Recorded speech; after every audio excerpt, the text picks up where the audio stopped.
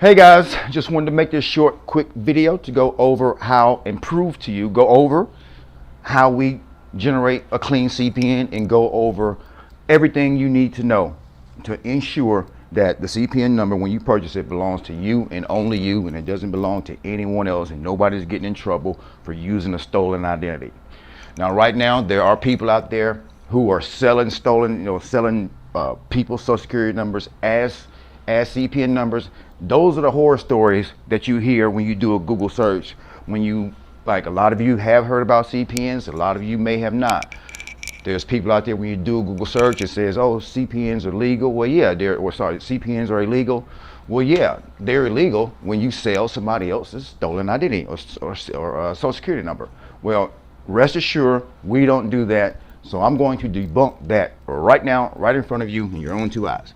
So there's this site, it's called Steve Morris Decoding Social Security Numbers, okay? So there's a lot of information on this site. You can go over it. This link will be under the video so you can play around with it yourself. So for example purposes, so I don't know if you guys know this, but the first 3 digits of your social is where you're born, the state you were born. The middle digits, you can go over here and read. Like I said, you can read everything that you want to about decoding everything.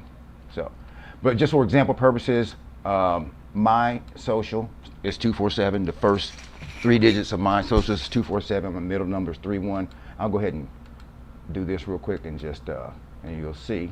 So when you put a social in, or put a number, 5 digits, you'll see where it says South Carolina, 1975. I was born in South Carolina, and I was born in 1975.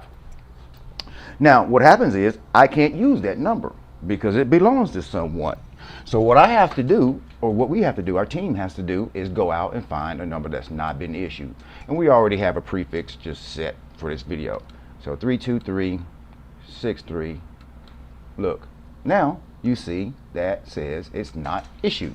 That means once it says it's not issued, that means obviously it doesn't belong to anyone, right? So that's great. That's the basic foundation to create a legal CPN or clean CPN. Now, what we do is we take this number, and there's a company out there that we have to pay for. It's like a private investigator company. So I'm not logged into the account right now, just for example purposes. So what I would do is basically put that 323 number in there, the 63, and then usually the last 4 numbers you can just make up. I'll be honest with you. So what I usually do is just put the last 4 of your phone number, and then what I'll do is click submit, right? And then if it comes up, here's what happens when it comes up. If I put a number in there and it belongs to someone, it's going to tell me. It's going to say, you know, these are just for example purposes. Valid SSN. It says active. It's not deceased. It was issued in Ohio in around 1975, 1976. Okay, so when I do the search, if it comes back like that, I can't use it, right? It belongs to someone.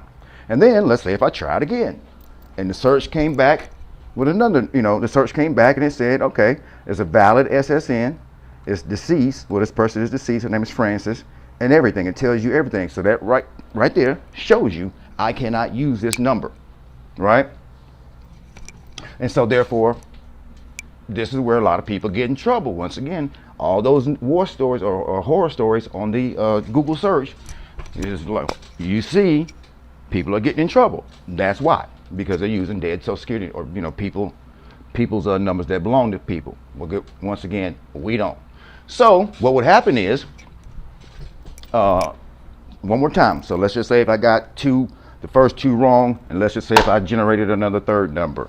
And so what would happen is, when it came back, and this is how you get a clean number, you guys.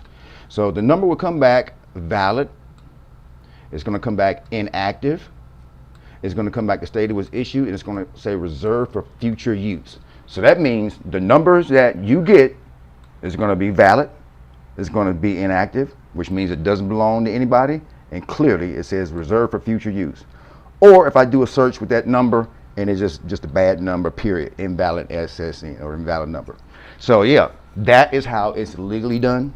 So you guys can, don't worry about if you're getting a stolen identity or anything like that, because you're not.